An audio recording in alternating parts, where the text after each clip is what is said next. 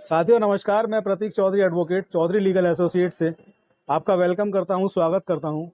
आज मेरे साथ मौजूद हैं हमारे अधिवक्ता साथी हेमंत गोयल जी।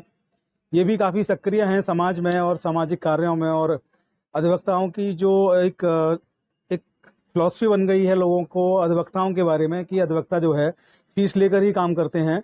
तो इसका इस जो मिथक है, इस मिथक को तोड़ते हैं आप गोयल साहब, और निःशुल्क रूप से भी लोगों की मदद करते हैं, लोगों की सहायता करते हैं। तो आज का जो वीडियो हम लोग लेकर के आए हैं वो ये है कि कई सारे मित्रों ने, दोस्तों ने सवाल पूछा है कि कमीशन में कई बार ये हुआ कि हम लोग सूचना आयोग तक पहुंचे, केंद्रीय सूचना आयोग तक गए, राष्ट्रीय सूचना आयोग तक हम लोग गए और प्रदेश सूचना आयोग तक हम लोग गए, और वहां पर हमें जन सूचना अधिकारी ने जो गलत, भ्रामक, झूठी सूचनाएं दी थी, उन सूचनाओं के आधार पर ही कमीशन ने मामले का निस्तारण कर दिया। हमें आधी अधूरी सूचनाएं कमीशन ने दी, गलत सूचनाएं दी या बिल्कुल सूचनाएं नहीं दी, और उन्होंने मामले को निस्तारित कर दिया। ऐसे में हम पीड़ित थे और पीड़ित लगातार बने हुए हैं। तो हमारे क्या अधिकार हैं, इस सूचना आयोग के आदेश के विरुद्ध हम कहाँ जा सकते हैं, हमारे लिए विधिक उपचार क्या है, लीगल रेमेडीज हमारे लिए क्या है, ये कई सारे लोगों ने सवाल पूछा। तो आज का वीडियो इसी टॉपिक पर हम लेकर के आए हैं।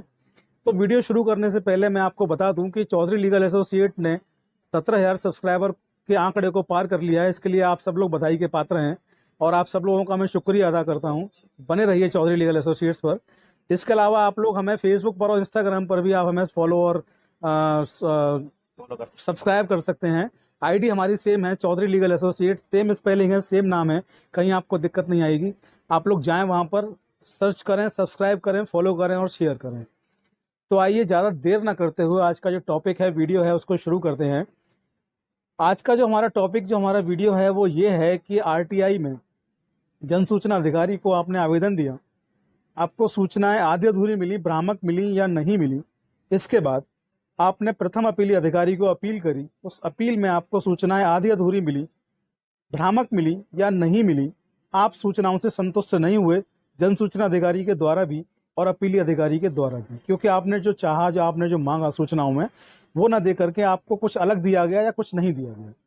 इसके बाद आप कमीशन में गए, आपने कमीशन में अपील फाइल करी। अगर आप प्रदेश कमीशन में गए या आप सेंट्रल कमीशन में गए, जेएसपी कमीशन में आप गए, आपने अपील फाइल की, और कमीशन ने भी जो जन सूचना अधिकारी, अपीली अधिकारी थे, उनकी बात को ही आगे बढ़ाते हुए, उनकी बात को ही आगे रखते हुए, उनके पक्ष को लेते हुए, या ये कहें कि उनकी तरफ से पक्षकार बन करके आपके विरुद्ध फैसला सुना दिया, जिसमें कि आपको आधी अधूरी सूचनाएं कमीशन ने दी या दिलवाई जन सूचना अधिकारी, अपील अधिकारी से, या भ्रामक सूचनाएं दिलवाई या बिल्कुल सूचना नहीं दिलवाई, और आपके जो आरटीआई आवेदन था उसको खारिज कर दिया, निस्तारित कर दिया, कैंसिल कर दिया, या जो कह सकते हैं। तो ऐसे में सवाल ये उठता है कि आरटीआई का जो मकसद है वो पारदर्शिता लाना है समाज में, और जब पारदर्शिता की बात होगी और पारदर्शिता की बात में जो लोग जिम्मेदार पदों पर बैठे हैं कमीशन में, कमिश्नर जो होता है आरटीआई का, सूचना आयुक्त जिसको कहते हैं, वे साधारण व्यक्ति नहीं होते। उनके पास आरटीआई की विशेष पावर होती है, विशेष उनके पास अधिकार होते हैं।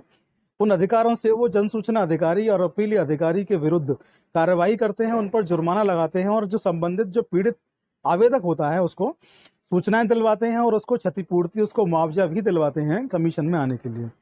ऐसे में जब वो पक्षकार बन करके और आपके विरुद्ध ही फैसला सुनाई दे रहे हैं, तो ऐसे में आपके जो अधिकार होंगे, वे आपके अधिकार क्या होंगे, ये जानना आपके लिए बेहद ज़रूरी है। क्योंकि मुझे तकरीबन 1 से लेके 1,500 इस तरीके के ही मैसेज मिले हैं कि सूचनाएं आधी अधूरी हैं, भ्रामक हैं, कमीशन ने निपटारा जो है गलत तरीके से किया है, अब हम क्या करें, कमीशन के आदेश के विरुद्ध हम क्या कर सकते हैं। क्योंकि आरटीआई अपने आप में एक पूर्ण अधिनियम है, और वहाँ पर आरटीआई की धारा 23 में ये कहा गया है कि इस अधिनियम के, जो भी अधिनियम में जो भी चीज़ें होंगी, उनके विरुद्ध आपको किसी भी न्यायालय में जाने का अधिकार नहीं होगा। क्योंकि आप जो भी चीज़ें करेंगे आरटीआई अधिनियम के अंतर्गत, सेक्शन 23 आरटीआई का आपको बाउंड करता है, आपको रोकता है कि आप किसी भी न्यायालय में इसके विरुद्ध कोई वाद, कोई भी चीज़ आप न्यायालय में आप नहीं दायर कर सकते। इसके लिए आपको रोका गया है।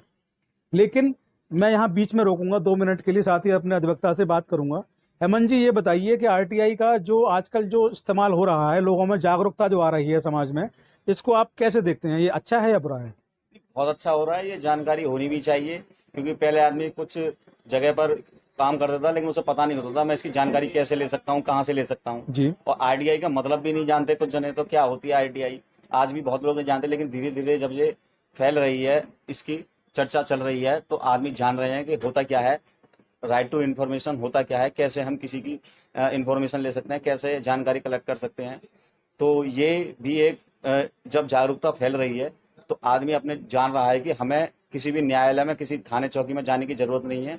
हम बिल्कुल। अपने आप अपनी मर्जी से आरटीआई को फिलअप कर सकते हैं सक्षम अधिकारी के पास। उसके बाद अगर नहीं सुनवाई होती है या गलत इन्फॉर्मेशन होती है तो हम आगे भी जाते हैं डीएम के पास, जी। वहां भी अप्लाई कर सकते हैं, और भी आगे कमीशन वगैरह पर हम अप्लाई कर सकते हैं। समाज में बड़े बड़े घोटाले जो हो रहे थे, बड़े बड़े भ्रष्टाचार जो हो रहे थे, उन पर जो एक ताला लगा दिया जाता था उस घोटाले की फाइल पर, जिस पे लिखा जाता था कॉन्फिडेंशियल, गोपनीय, उस गोपनीय ताले को खोलने की चाबी है, उस गोपनीय ताले को खोलने की कुंजी है आरटीआई।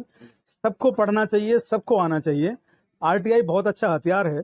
आइए टॉपिक जो है अपना उसको कंटिन्यू करते हैं। तो आरटीआई में जब कोई कमिश्नर आपके विरुद्ध जब आदेश देता है या आपको संबंधित सूचनाएं नहीं मिलती हैं, तो आरटीआई में इस बात का सेक्शन 23 में प्रावधान किया गया कि इसके विरुद्ध आप कोई कार्रवाई किसी भी रूप से किसी न्यायालय में नहीं कर सकते हैं।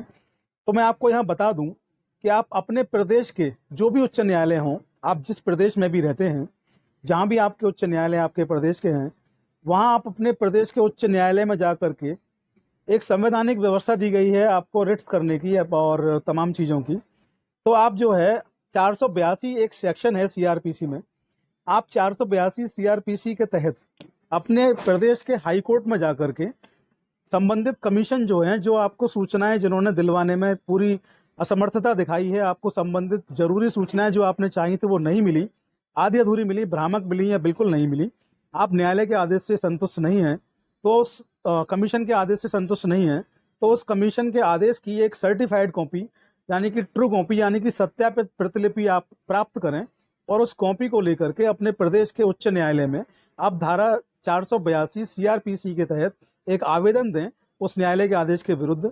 माननीय हाई कोर्ट को 482 में पूरी पावर है कि उस आदेश को रद्द कर दें, उस कमीशन को दोबारा सुनवाई के लिए भी कह सकते हैं, या कमिश्नर को, उन कमिश्नर को जिन्होंने आदेश सुनाया है और उन जन सूचना अधिकारी को हाई कोर्ट में तलब करवा करके आपको सूचनाएं प्रदान करवा सकते हैं। तो आप लोग याद रखें, आपकी लड़ाई बिल्कुल आसान नहीं, आपकी लड़ाई बड़ी क्लिष्ट होने वाली है, बड़ी उस मुकाम पे पहुंचने वाली है जहां आपको लगेगा कि आप हार गए हैं। और मैं अपने उन साथियों से कह देना चाहता हूं जो लिखते हैं कि आरटीआई में कुछ नहीं होता, आरटीआई बस यहाँ वही है, कुछ नहीं हो रहा है, बेकार है।